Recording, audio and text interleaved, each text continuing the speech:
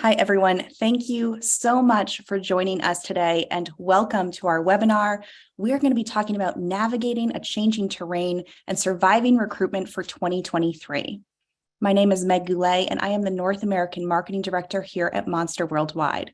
We understand that many of you are time crunched, so that's why this year's webinar is only 30 minutes, and we're going to save it to a roundtable discussion rather than death by PowerPoint. However, I am very happy to say that tomorrow you will receive a copy of this recording. You can re-listen to all of our questions and our answers, as well as receive a complimentary guide to Monster's report on surviving recruitment for 2023. We did a global survey talking about what are challenges and trends that we're seeing for this year. We interviewed both recruiters and candidates to understand what was happening, the biggest pain points, how to get a competitive edge, and how to get more creative in terms of sourcing top talent. So all of that's going to be coming to you tomorrow in your inbox. We will have a panel of experts today who I'll introduce momentarily, and we're going to discuss the major themes coming out of that Monster report. This is our annual Future of Work survey, and although our survey is global, we will be narrowing it down to just US-specific data for tomorrow's email and report. So with that, I will continue to hand it over to our experts today. We have three joining us.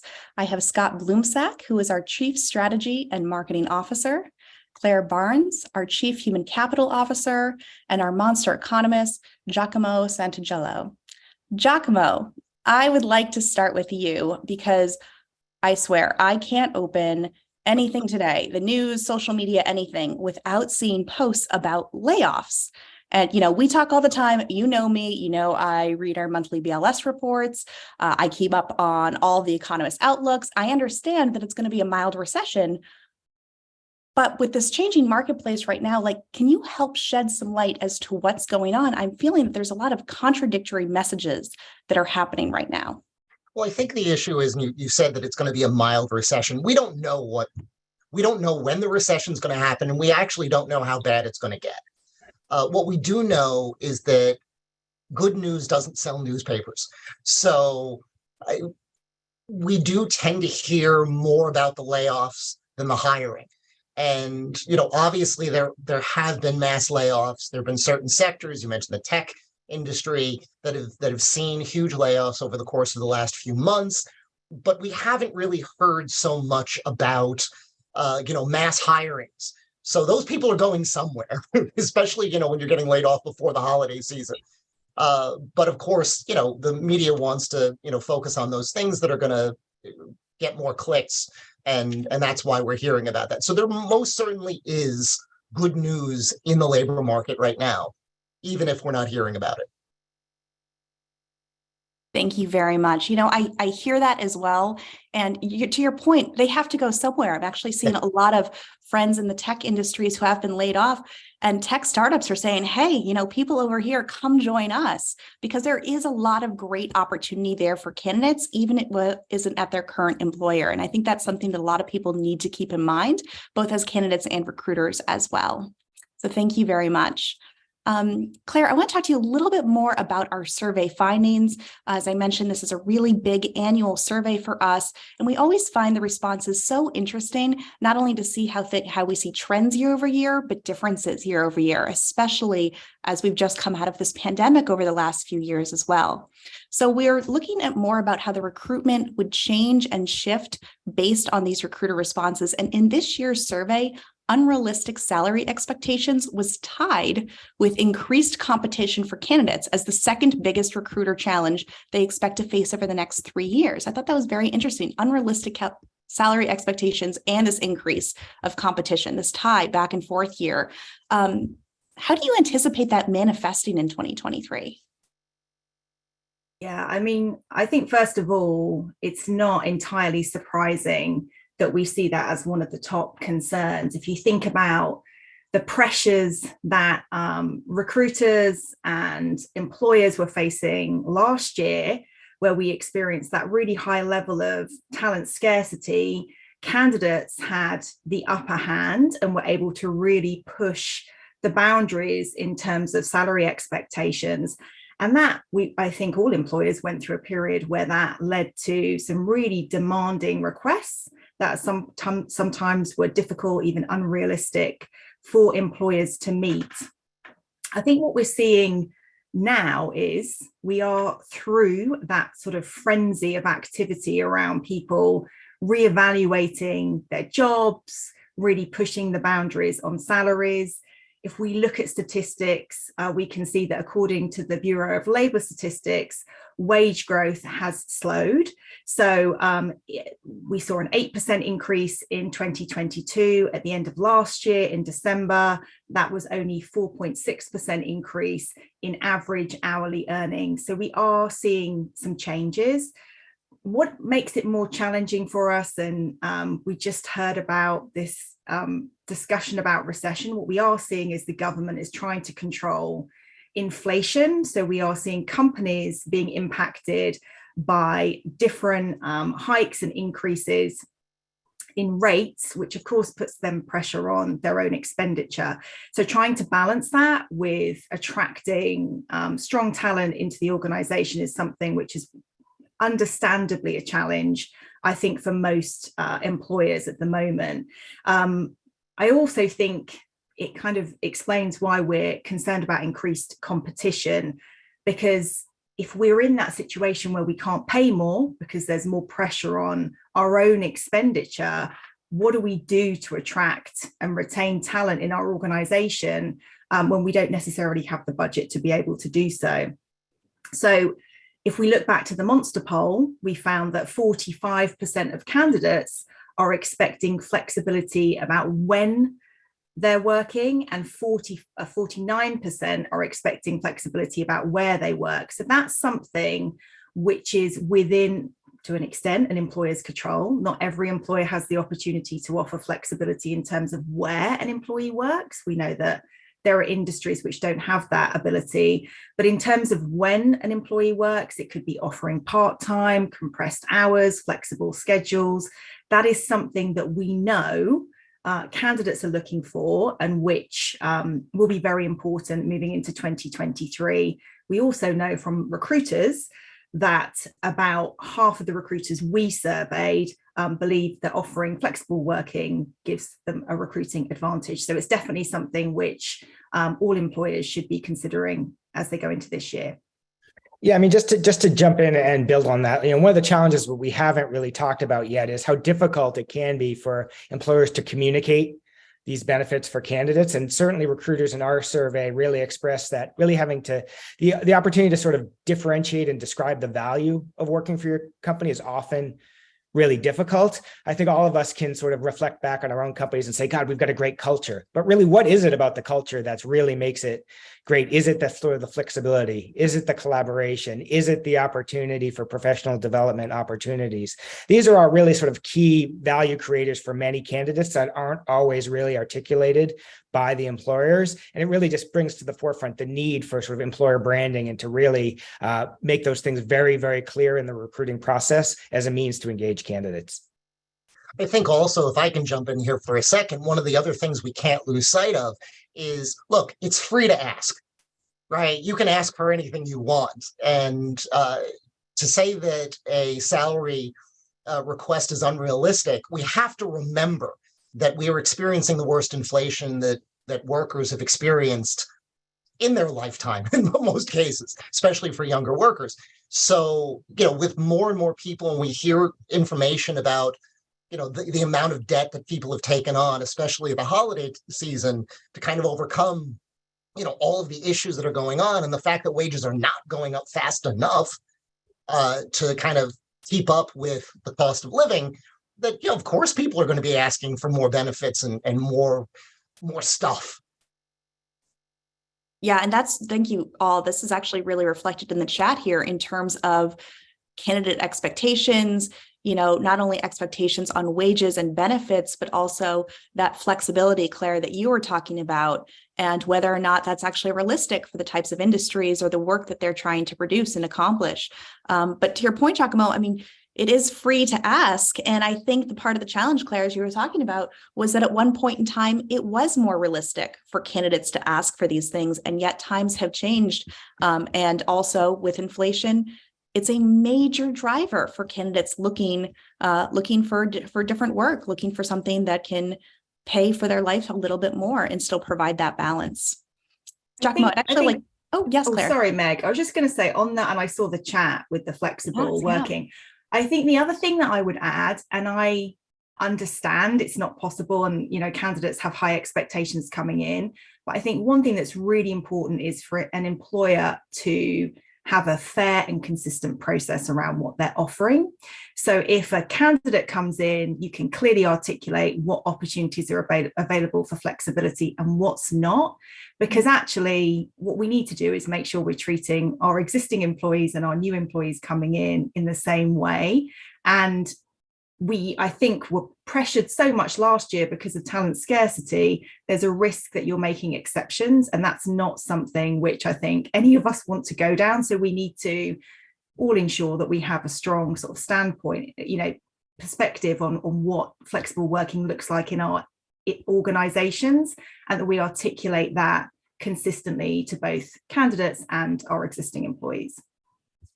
That's a very good point, Claire. I have been seeing a lot about that as well, just in talking about people wanting to potentially leave because they find that more is being invested in new versus existing. And that is the surefire way to lose the top talent that you've spent so hard to recruit over the last few years. So very good point. So even despite all of these challenges, though, what our survey found was that 96% of recruiters are either confident or very confident in finding the right fit for these roles. Additionally, 64% of workers actually said that they are confident they could easily find a new job in 2023. So Giacomo, I'm going to pivot over to you for a second. What are your thoughts on these findings? I mean, I think it's pretty much in line with the fact that the labor market feels that it's dynamic. And, despite the fact that from month to month, we see different data coming in from the confidence board about consumer confidence and CEO confidence. At the end of the day, business still needs to go on. Business still needs to happen. And I feel that a lot of the, just kind of drawing the expectations conversation just a moment longer, a lot of those expectations come from the fact that in 2018, if you went to your employer and said, you know what, I want to work from home, they're going to go, what are you talking about? That's not a thing. That doesn't happen. But then for over a year, that is exactly how labor worked. And now people coming back are going, oh, wait a minute, the world didn't end when I worked from at home. So can I continue to do that? So what I think we're really seeing is we're seeing a transition in the labor market. So the jobs are still going to get done. It's just a question of, kind of a transitional process where the employers and the employees are trying to figure out, what the best fit actually is. Can my job be done remotely? If the answer is yes, then you have to tell me, as my employer, you have to tell me, why can't I do this from at home, right?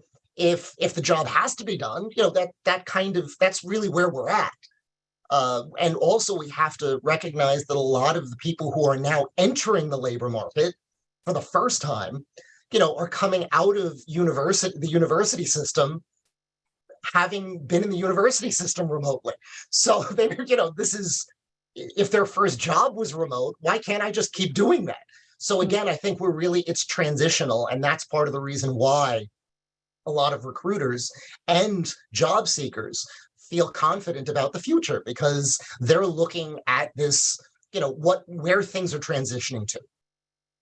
That's fair. And it actually really ties in nicely to a question that we received during the registration for this webinar, talking about that evolution and that change.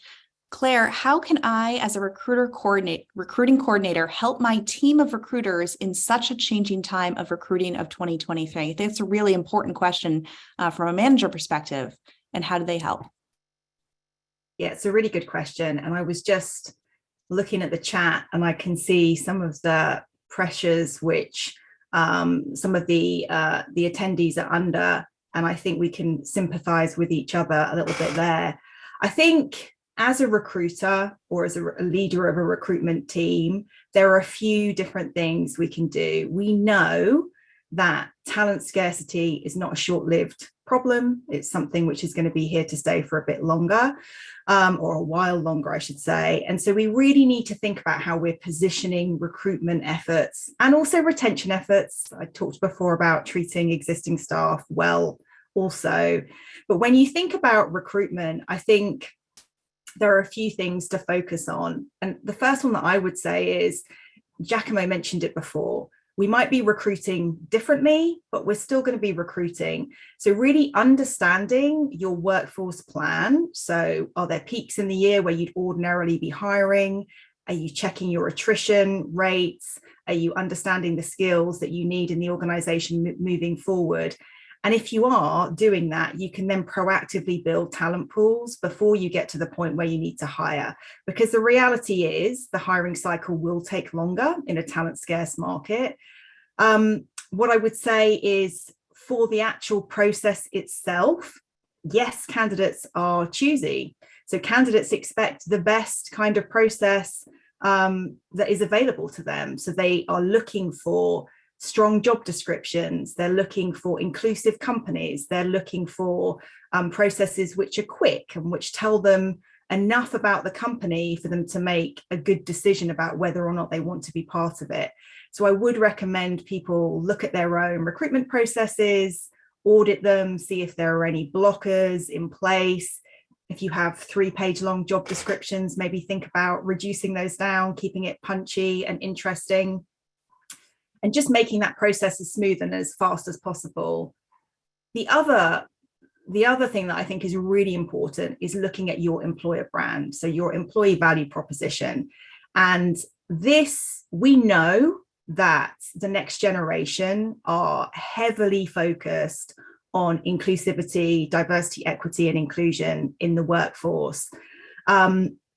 And actually, we did a survey at Monster last year, and I think it was 86% of our candidates said that ED&I in the workplace is important to them, and a further 70% expected companies to be transparent about their efforts. So for those of you who are not talking about ED&I as part of your recruitment process, or who are not sharing what you're doing when you think about employer branding, your website, your job adverts, that's definitely something that needs to be focused on. And it should be about the strategy, about the steps that you're going to take to make your company more inclusive. I think that's really important. A couple of other quick things. First of all, it's a changing market. We're seeing it. We're going to see it all year. It's going to go up and down. So keeping informed, staying in touch with webinars like this and others, I think will be really helpful to learn from each other as we go. And then last but by no means least, don't forget the talent you have in the organization, because actually employee referrals are hugely helpful in an environment like this, where you have employees who understand the culture, who know the culture, and who are willing to refer candidates. It's a really great way of bringing employees into the business. That's great. Claire, I think that's, if I could just jump in there, I think that's a really good point. And I think it follows through with kind of the dynamic nature of what I was talking about before. We have to be aware of the trends. And the thing about trends is they are trends. At the end of the day, there's always a shortage in some area. There's always a skill shortage somewhere. If right now it's in healthcare, we should expect to see higher offerings, higher benefits for healthcare workers. And then in a couple of years, when we have a glut of healthcare workers, because that's what the market's signaling now, then there'll be a shortage somewhere else. So that's really something that, we have to look to the things that are consistent, the things that are here to stay, and not the things that are just going to be transitory. And diversity is one of those things which is not going to be transitory. That desire and that need that laborers have right now for the things that they absolutely want, to see in the labor market is the future. Great points.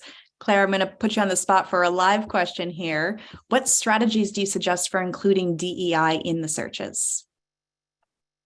Yeah, I think there's a few different strategies. And actually, Meg, we have an 8 steps to inclusive recruitment document that we can probably share with the person who's raised this.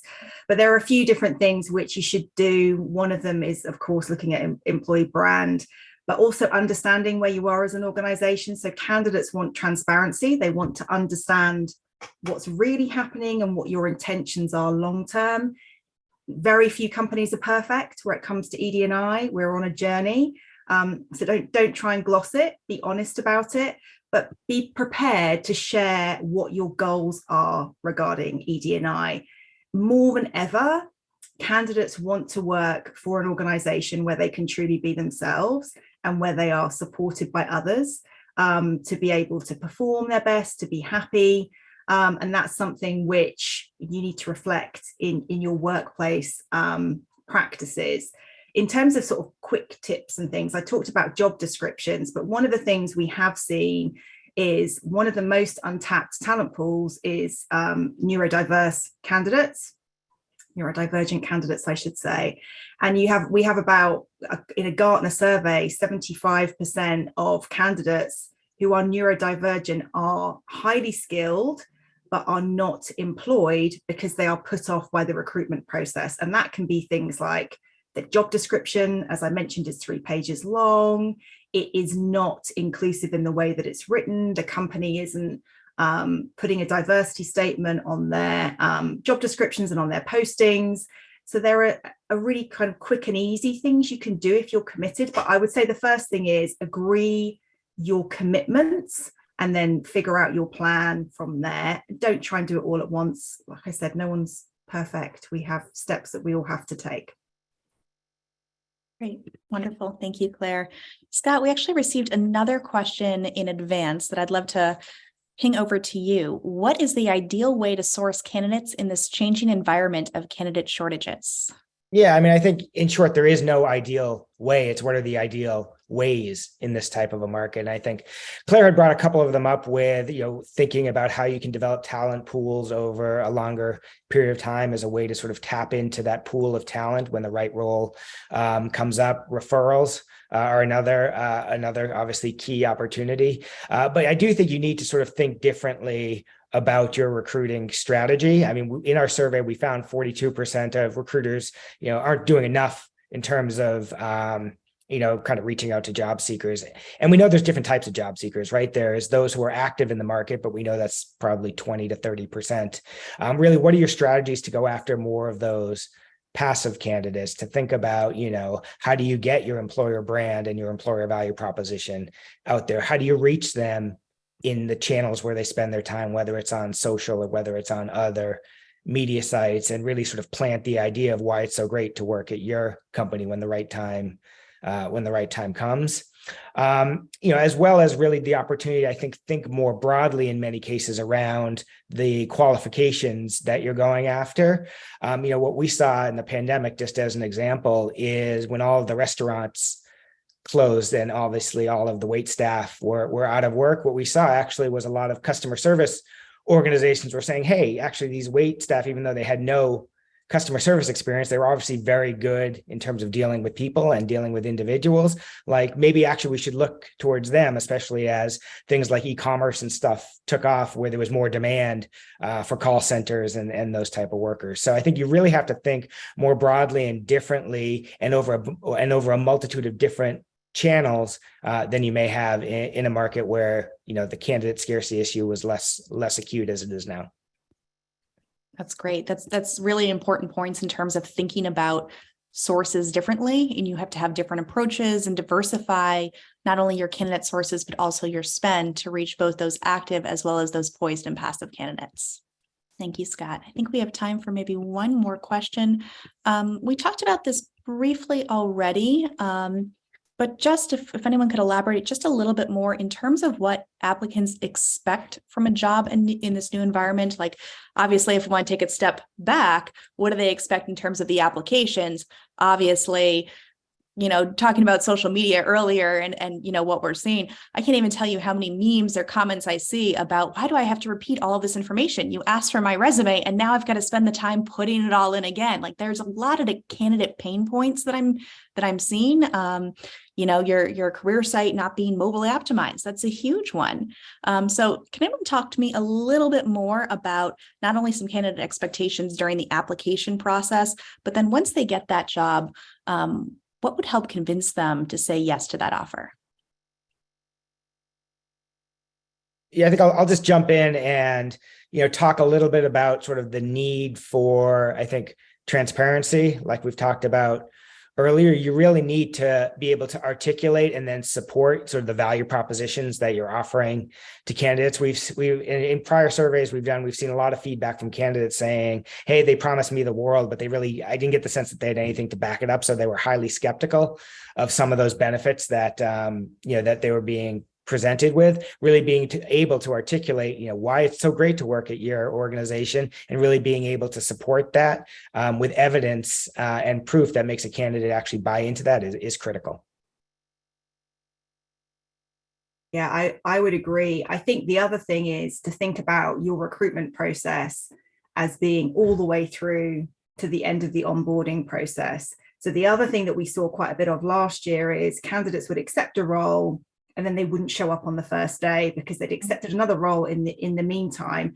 So having that kind of ability to see the process from the first time you post the role, in fact, before that, as you're creating the role description all the way through to probably 3 to 6 months into their employment, is really, really important. And that period after the person has been offered a role, it could be 2 weeks, it could be 4 weeks before they start. Make sure you're keeping in contact with them, giving them an understanding of what to expect when they join the company. So you're really making them feel a part of the organization they're joining. There's a well-structured onboarding process for them to come into. Recruitment doesn't stop with the offer. And unfortunately, I think some companies make the mistake of just moving on to the next hire as soon as they've hired. And that's something none of us can afford to do in this kind of market. I think the one thing we also have to, kind of recognize is that for a lot of these job applicants, they're viewing the application process as gatekeeping. And we don't think, when we're looking and talking to people who are going to hire, that's not the way we think about the application process. It's, I need someone to do this job. But to the applicant, it really does, in a lot of instances, feel like gatekeeping. And all of the complaints most of the complaints that job applicants have about, as Claire said, I've already given you this information. Why are you asking me for this again? Is nothing more than, I feel you're trying to keep me out. And I think that's something that we have to be aware of. That's great. Valid points all around. Thank you.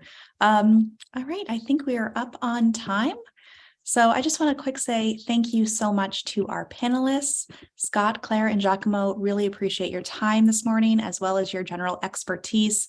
You have brought a lot of great insights and advice and actionable tips for this group, so I really appreciate it, as well as our attendees today. Thank you so much for being such an engaged audience. Love seeing the chat, the conversations, not only with engaging with our panelist discussion, but also with each other as well.